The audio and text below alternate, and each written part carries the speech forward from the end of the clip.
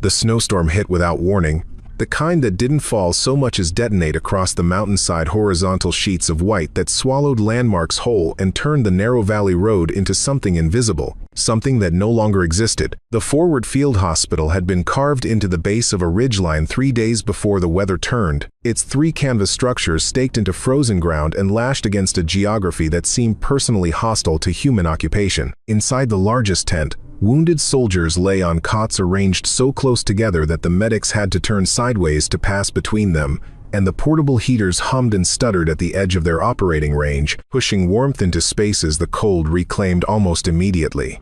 Outside, in the white nothing beyond the tent walls, something was hunting. A single shot cracked through the storm. Then, a long pause.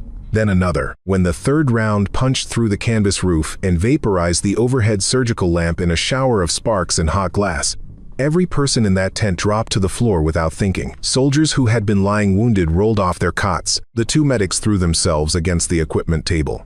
The duty sergeant pressed his face into the mud-tracked linoleum and covered his head with both hands. It lasted perhaps 4 seconds, the scramble, the collective animal certainty that the next round would come through at eye level, and in those 4 seconds, only one person in the tent was still standing. Elena Ward stood at the far end of the surgical area, her gloved hands pressed flat against the equipment tray, her eyes not on the torn roof but on the small wind gauge mounted to the tent's exterior crossbar, visible through the gap the bullet had just created. She was reading it. Her lips moved slightly, not in prayer, not in fear, in arithmetic. The sergeant looked up from the floor and saw her standing there in the ruined light, thin and still, her breath fogging in the sudden cold that poured through the hole above her, and he started to shout at her to get down. She didn't look at him. She looked at the mountains. "That shooter is roughly 3,200 meters out," she said. The silence that followed was not the silence of shock. It was the silence of a room full of people deciding, collectively, that what they had just heard was too absurd to be taken seriously. 3,200 meters, roughly 2 miles through a whiteout blizzard.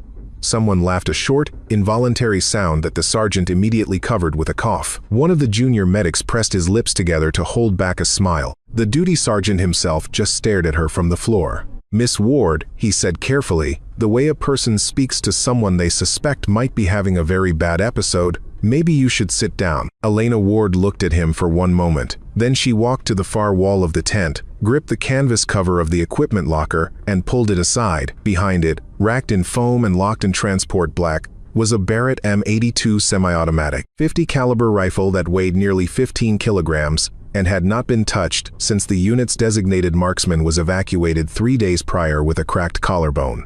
She stared at it for a moment. Then she reached out and put both hands on it. The laughter stopped. The field hospital had been established in the 3rd week of what the operational planners had optimistically designated as a limited winter engagement along the northeastern ridge corridor. It occupied a terrain feature called Hollow Basin, a shallow depression formed by 2 converging ridgelines that offered moderate shelter from prevailing winds and, more importantly, was one of only 2 locations within 40 kilometers where a helicopter could set down in anything less than a full storm. The basin's natural hollowness, which looked on maps like an advantage, turned out in practice to mean that cold air pooled there and settled, dropping the effective temperature several degrees below what the instruments on the ridges above were recording. At night, the thermometers in the surgical tent sometimes read -31 degrees Fahrenheit. The water in the IV bags had to be kept against body heat to stay liquid. Elena Ward had arrived on the 2nd resupply run, signed in as a volunteer trauma nurse with 3 years of civilian hospital experience. Her paperwork clean, her references verified, her military service history listed simply as none. She was 27 years old, 122 pounds, with short dark hair she kept pinned back under a wool watch cap that she wore even indoors. She had the hands of someone who had done a great deal of work with them, not rough hands, but precise ones, the kind that moved with a calibrated economy that the other nurses noticed and couldn't quite explain. She wore gloves constantly, thin wool gloves, frayed at the knuckles, that she put on before beginning any procedure and took off only to scrub for surgery. Nobody asked about the gloves. The cold justified everything. From the first day, the soldiers in the hospital unit had made their assessment of her quickly and filed it away with the casual confidence of people who believe they are excellent judges of character. City girl, soft, probably here on some kind of ideological impulse that would wear off when the resupply helicopters stopped coming reliably. Sergeant First Class Douglas Hale, who ran the facility's security rotation, had put it most directly when he told the other medics that he'd give her 2 weeks before she found an administrative reason to request transfer. He wasn't being cruel. He'd seen it before. The basin had a way of clarifying things. What the soldiers noticed in those first days was mostly what Elena Ward was not. She was not loud. She was not eager to prove herself in the way that new volunteers often were, making themselves visible, offering opinions on things they didn't fully understand. She did her work: triage intake, wound management, post-operative monitoring with a focus that bordered on withdrawal. She didn't eat with the others in the common area. She took her meals standing at the equipment counter, reading through patient charts, or, sometimes, simply staring out through the tent flap at the ridgeline to the north. Once, a patient recovering from shrapnel removal watched her stand at that flap for nearly 20 minutes without moving, her eyes tracking something in the middle distance that he couldn't identify. He asked one of the other medics what she was doing. The medic shrugged and said she was probably just cold. What nobody noticed was the way her hands moved when she adjusted the IV drip rates on the overnight patients. She would reach up, make a small correction to the flow valve, and hold her fingers there for a moment, not checking the rate. Exactly, more like feeling the resistance in the line against the ambient pressure, making some internal calculation that the adjustment required.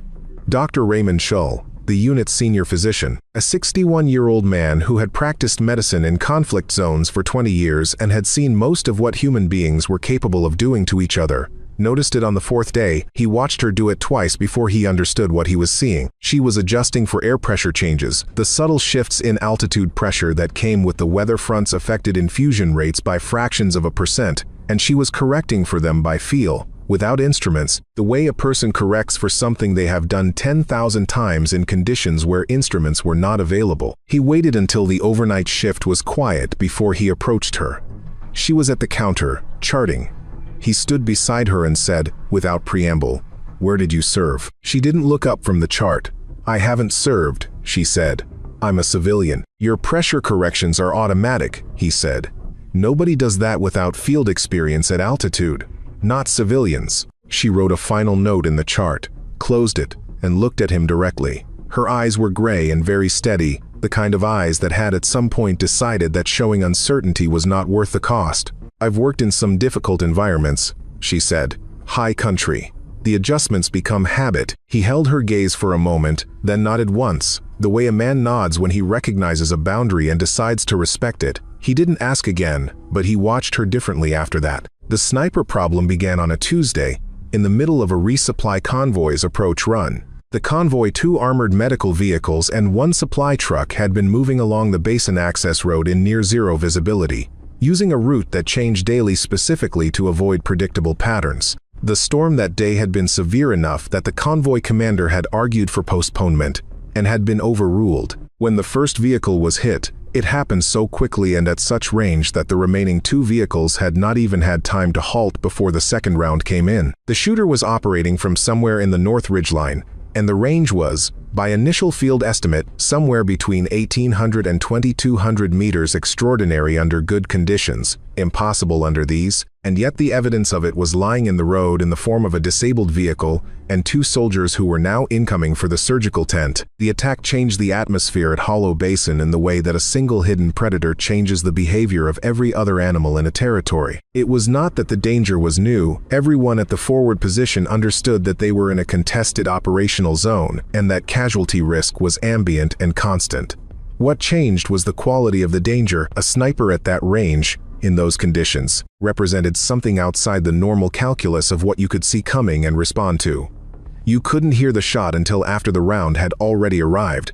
You couldn't identify the firing position. You couldn't know, when you stepped outside a tent, whether the ground you were walking to was already inside a crosshair. The exposed walkway between the surgical tent and the equipment depot, a distance of perhaps 40 meters, became something that soldiers crossed in short sprints, pressed against the ridgeline side of the path, moving fast and unpredictably in the way that people move when they know that stopping means dying. 3 days after the convoy attack, a sentry named Private First Class Marcus Webb was shot through the throat while performing what should have been a 2-second exposure, a lean around the corner of the vehicle bay to check the northern approach road. The round entered below his right ear and exited through the left side of his neck.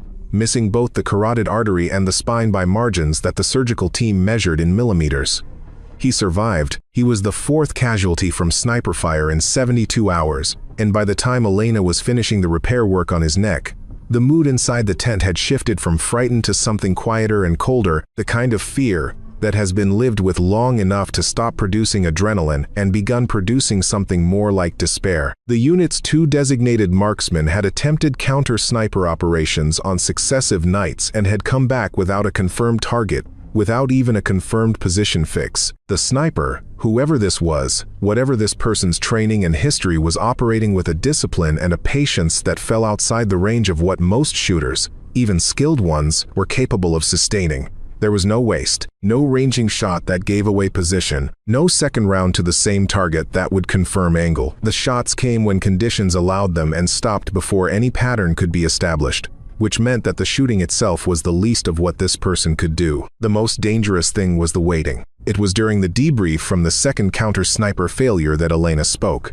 She had been at the equipment counter, working, and the debrief was happening in the common area 12 feet behind her, and she had not turned around once during the entire discussion. When the unit's intelligence officer said, for the second time, that the range was almost certainly between 1,500 and 2,000 meters, she said, without turning around, without raising her voice particularly, "It's closer to 3,200. The room went quiet. The echo from the web round, she continued, still not turning around. It came off the east face of the ridge at 2.7 seconds after impact, which at that altitude means the sound origin was roughly, Miss Ward." The intelligence officer's voice was flat and patient, the voice of a man who had long practiced managing non-military personnel in operational environments. The ballistic data on the vehicle convoy puts the initial strike distance at under 2,200. The vehicle strike data was estimated from impact angle in a wind-assisted crossfire, she said. The angle would have read shorter. Add the wind deflection at that altitude and temperature. Account for the density-altitude differential between the ridge crest and the basin floor, and the geometry doesn't resolve at anything less than 3,000 meters. She turned around then, and she looked at the intelligence officer the way a person looks at someone who has added a column of numbers incorrectly and arrived at an answer that seems plausible only because they haven't checked the work. This person is not shooting from 2,000 meters, this person is shooting from the ridge apex. Sergeant Hale, from the back of the room, said, "You think this is a video game?" The laughter was not vicious. It was just the laughter of stress and exhaustion and a group of people who had decided 3 weeks ago who Elena Ward was and did not have the bandwidth to revise that assessment tonight. She looked at Hale for a moment, then turned back to the equipment counter and resumed her work. The shooting continued the next morning. The lightly curious soldier was Specialist Daniel Rourke, 23 years old, with the particular combination of boredom and intelligence that tends to get people into interesting trouble in isolated forward positions. He had been moved to light duty after taking a piece of shrapnel through his left hand during the first week, and light duty at Hollow Basin meant,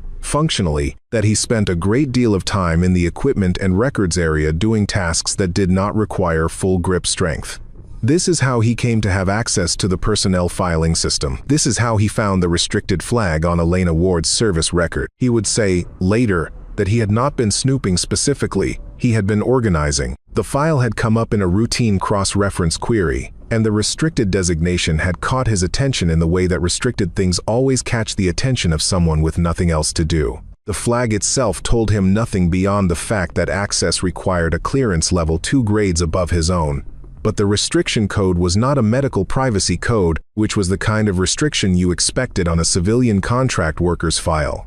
It was a classified operations code, the kind used for people whose operational histories were not permitted to be discussed in unclassified settings. He sat with that information for a day before he mentioned it to Dr. Scholl, who received it without surprise and without sharing anything in return, which told Rourke more than any answer would have. He started watching Elena Ward the way Dr. Scholl watched her, not with suspicion, exactly, but with the attention you pay to something you have been misevaluating.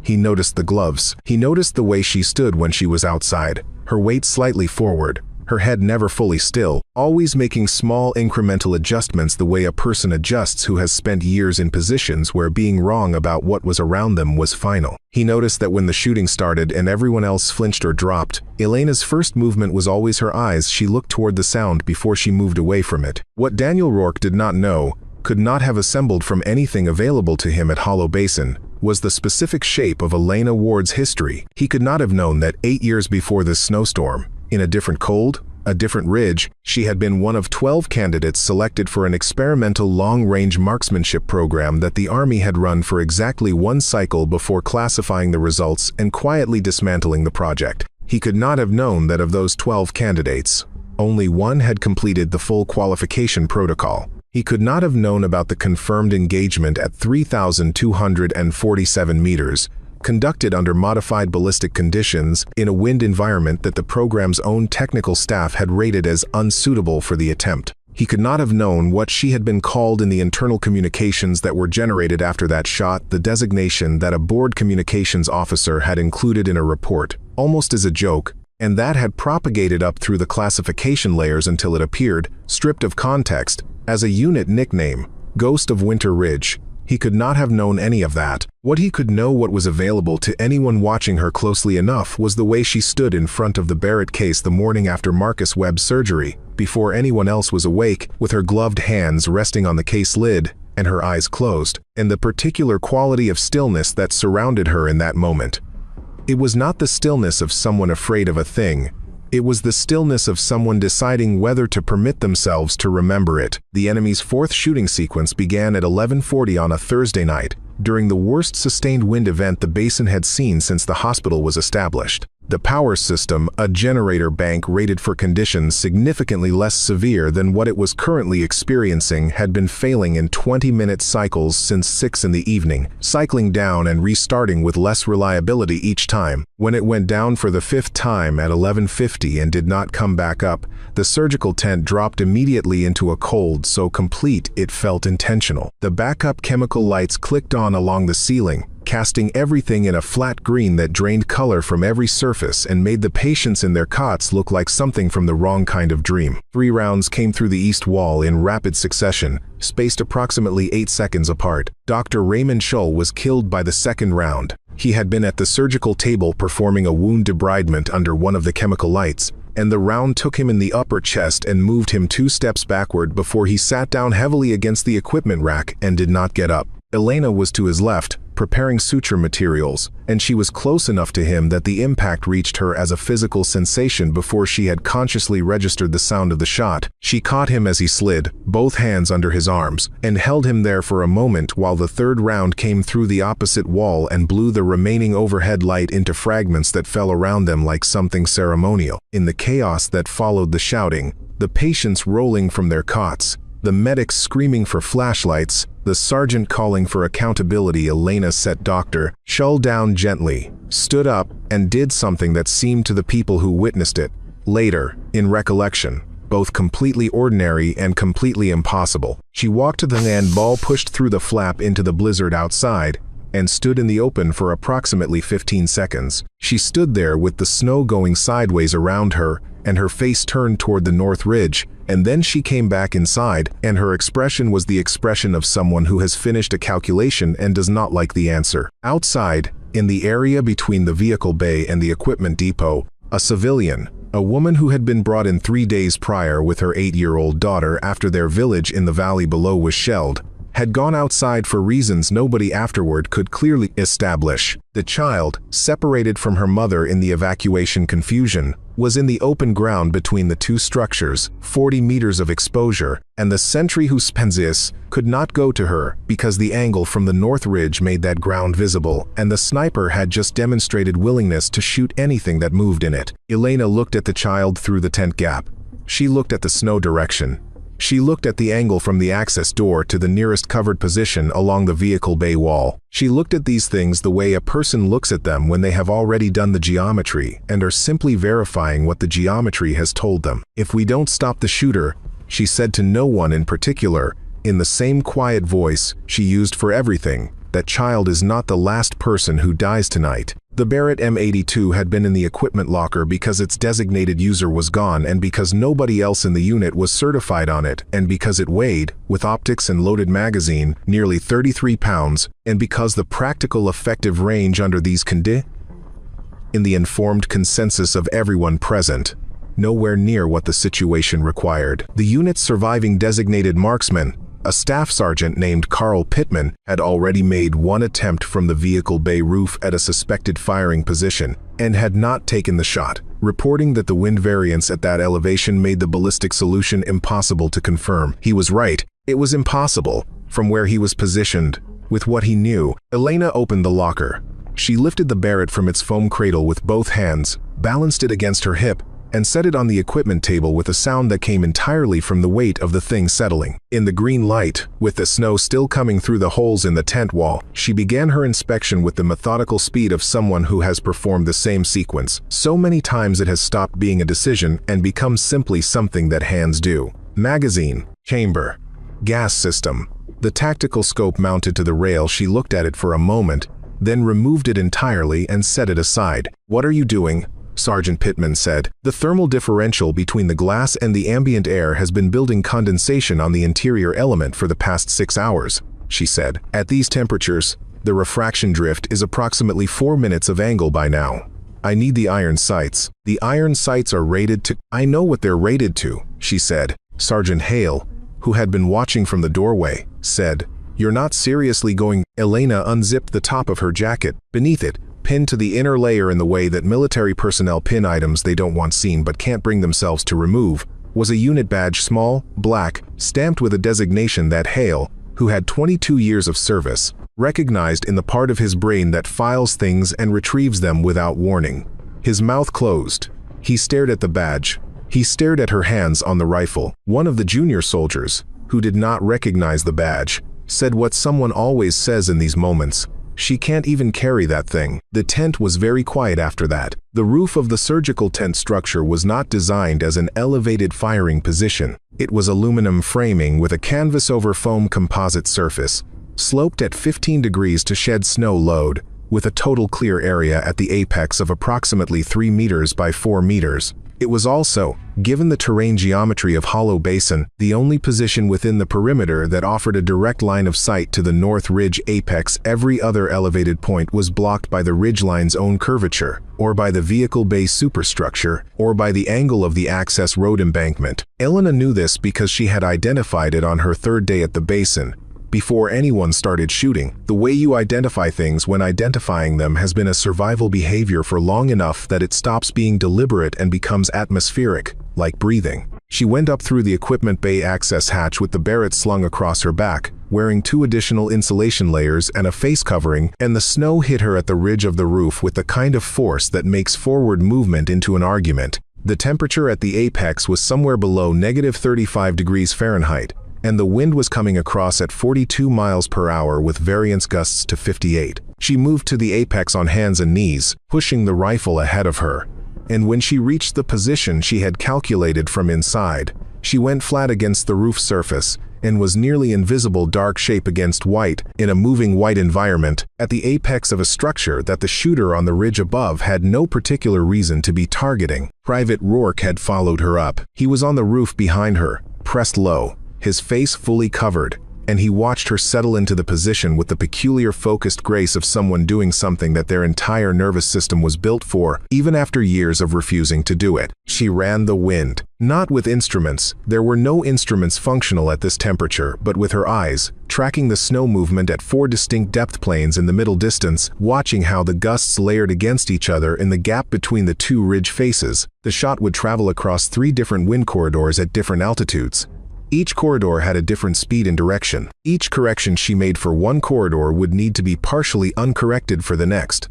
This was not a calculation you could do in sequence. You had to hold all 3 simultaneously, plus the gravitational drop over the full distance, plus the density altitude adjustment, plus the temperature coefficient on the propellant itself, which at -35 degrees Fahrenheit would reduce muzzle velocity by approximately 90 feet per second from the standard load data. She held all of it at once, in the way that certain minds hold spatial information not as a list, but as a felt geometry, a kind of embodied map that updates in real time as conditions shift. Rourke said, barely audible over the wind, "You don't have to do this." She was still.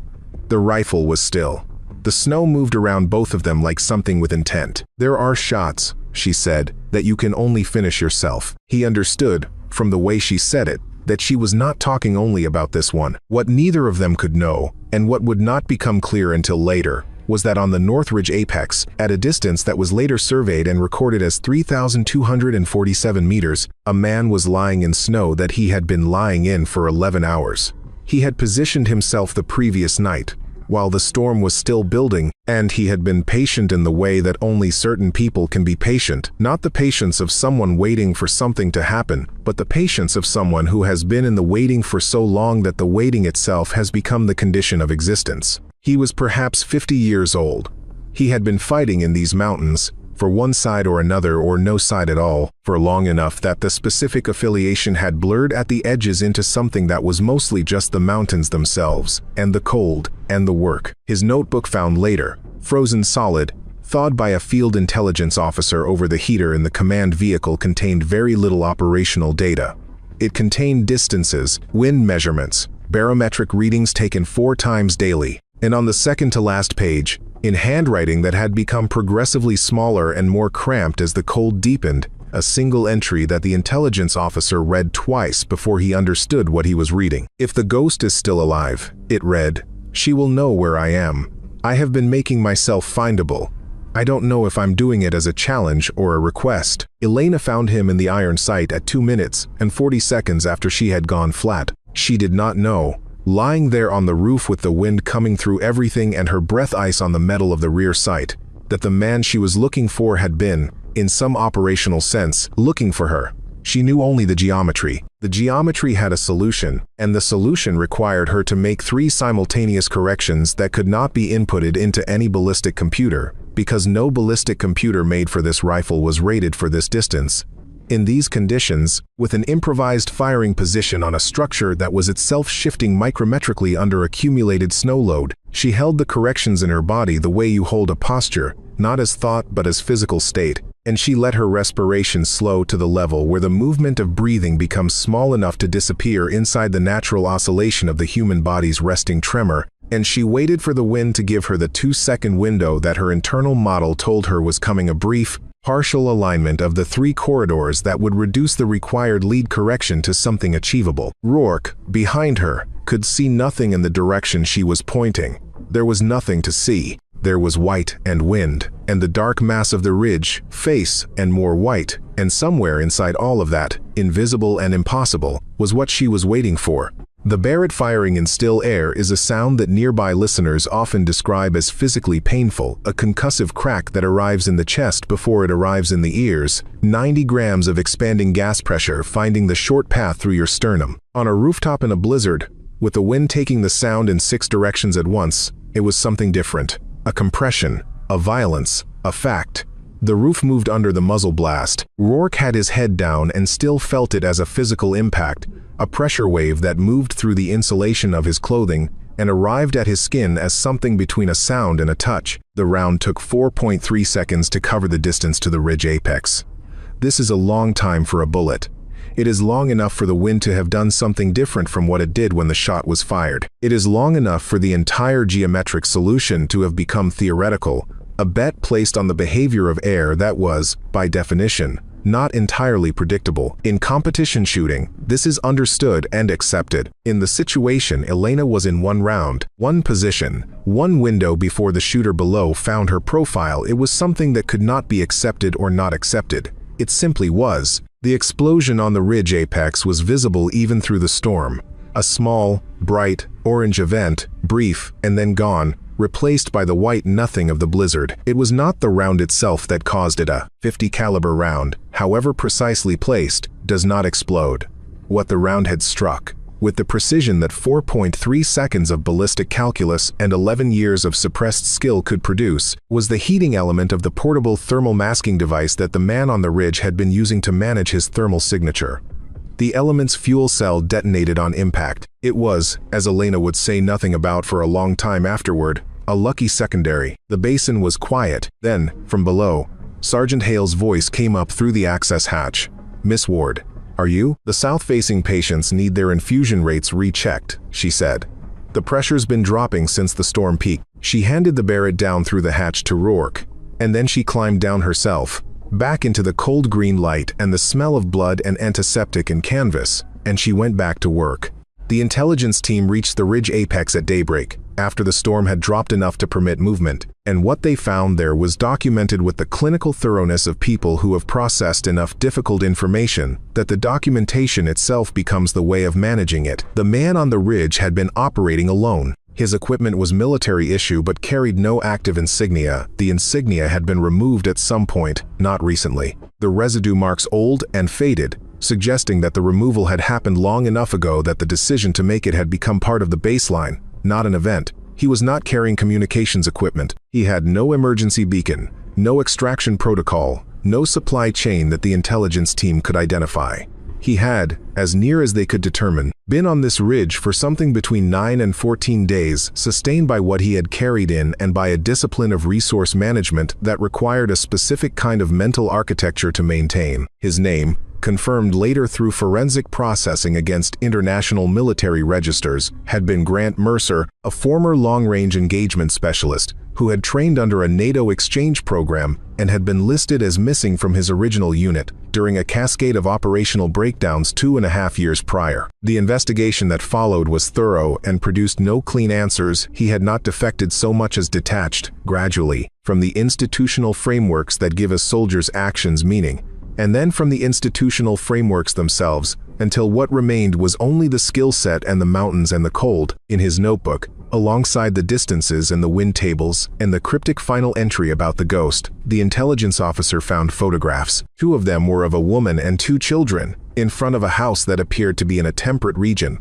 somewhere with green and summer light. The photographs were old and slightly water-damaged and had been handled so many times that the paper had softened at the edges. The children in the photographs were perhaps 4 and 6 years old at the time of the picture, and the children in the photographs would, by now, be teenagers. The intelligence officer wrote in his report that these items were found among the personal effects and would be processed according to standard protocol. He did not write what he felt when he looked at them. He did not write about the entry in the notebook, or about what it meant that the man on the ridge had, in some way he could not have fully articulated, been making himself findable. There are things that operational reports cannot hold. The helicopters came in the late afternoon of the following day, 2 of them, a resupply bird and a personnel extraction, dropping through a weather window that the meteorological team had been watching since morning. The basin filled with rotor wash and engine noise, and the wounded were moved first, as they always were, on stretchers and under the supervision of the medics who had been managing them for however many days the basin had held them. The soldiers who could walk carried what they could carry.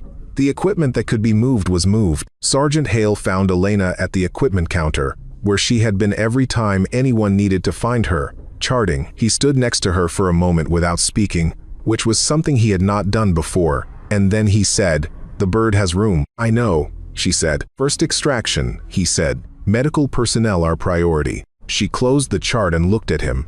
He had the expression of a man who has reassessed something important and is not certain how to account for the reassessment in retrospect. He had been wrong about her, and he knew it, and the knowing of it sat on him visibly. "I'll take the second bird," she said. He started to object. She held up one hand, not urgently, more the way you hold up a hand to pause a conversation you intend to return to. "There are still 2 post-operative patients who need continuous monitoring until the second extraction," she said. "I'll take the second bird." Hale looked at her for a long moment.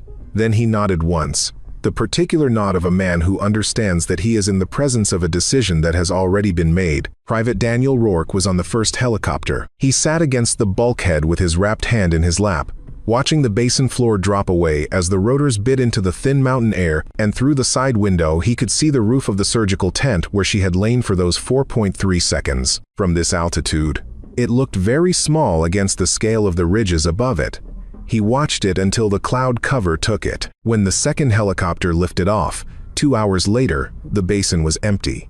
The structures would be struck by a follow-on ground team. The snow had already begun to reclaim the walkways, filling the footprints, smoothing the evidence of occupation with the indifference that mountains apply to human events regardless of their scale. Elena Ward sat against the rear bulkhead with her eyes closed and her gloved hands folded in her lap, and she stayed that way for most of the flight. Whether she was sleeping or only resting behind her eyes, the crew chief could not tell, and he did not ask. He had been told, in the briefing before the flight, only that she was medical personnel, He had not been told anything else. He watched her for a while, the way people watch someone who carries something they cannot name, and then he looked out at the mountains and left her to whatever was happening behind her closed eyes. Rourke asked her, in the processing facility 3 days after extraction, as they were both working through the mandatory debrief paperwork in the same administrative room, with the particular awkwardness of two people who have shared something that the forms in front of them have no category for. He waited until the room was otherwise empty, and then he said, "Were you really Ghost of Winter Ridge?" Elena was writing. She kept writing for a moment, finishing whatever sentence she was in the middle of, and then she put the pen down and looked at the table between them rather than at him. "That person died a long time ago," she said. He thought about that. He thought about the ridge, and the 11 years between the shot that had made her a legend and the shot she had just taken in a blizzard from a roof that was not designed to be shot from. He thought about the notebook entry the intelligence officer had shared in the debrief, the man on the ridge, making himself findable, writing her name like a question he already knew the answer to. "She didn't seem very dead to me," he said. Elena looked at him then, and for just a moment, the steadiness in her eyes shifted into something that was not quite grief and not quite relief but was in the territory of both. Then she picked up her pen. "Some things you can't outrun," she said. "You just learn to carry them differently." She went back to her forms. Rourke went back to his. The administrative room was quiet around them, the ordinary quiet of paperwork and fluorescent lights and the end of something. And outside the windows the sky was clear and very cold, the kind of cold that comes after storms when the air has been swept clean of everything and the distance between here and the mountains is suddenly, briefly, visible. 7 months after the winter engagement was officially concluded, Private Now Specialist Daniel Rourke went to the memorial installation that had been erected at the processing facility to honor the personnel lost during the operation. Dr. Raymond Scholl's name was there, second from the top, cut into granite with the precision that permanence requires.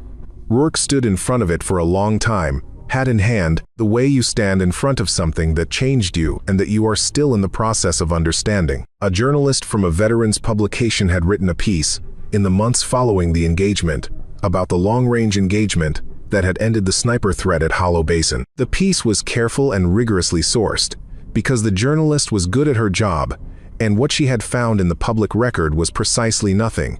No confirmed engagement, no official kill record, a reference in a sanitized operational summary to suppression of long-range hostile marksmanship activity, which was the kind of language that tells you something happened without telling you what. She had interviewed 7 personnel from the base in rotation. All 7 had told her the same thing, independently, with the same particularity of detail that makes testimony credible, that a woman named Elena Ward had made a shot of approximately 3,200 meters, in a blizzard, from a hospital roof, with iron sights, that had ended an active engagement and saved an unknown number of lives. The journalist wrote all of this. The piece was published. The record remained what it was, what no journalist had access to, because access to it required a clearance that almost no one had, was the document that Rourke had been briefed on, in passing, by the intelligence officer during the facility debrief. The document was dated 4 days after the extraction. It was 3 paragraphs long. The relevant paragraph contained 1 sentence: confirmed engagement, hostile long-range marksman, fired position at ridge apex, surveyed range 3,247 meters, target neutralized, engagement attributed to E. Ward, civilian contractor, former military specialized marksmanship program, classification maintained per original program parameters, 3,247 meters. It was standing in front of the memorial, reading the journalist's piece on his phone, that Rourke became aware of a small child standing next to him. She was perhaps 7 years old, there with a family group that was making its way slowly along the memorial walkway, and she had stopped beside him for the child's own reasons, which were not necessarily related to the names on the wall. She was looking up at the stone with the open assessment that children apply to things that are large and don't move. "Who are these people?" she asked. "Soldiers," he said, "and a doctor." She considered this. "Did they do something good?" "Yes," he said. "All of them did something good." She looked up at him, then back at the stone. "Is Ghost of Winter Ridge on there?" He looked at her.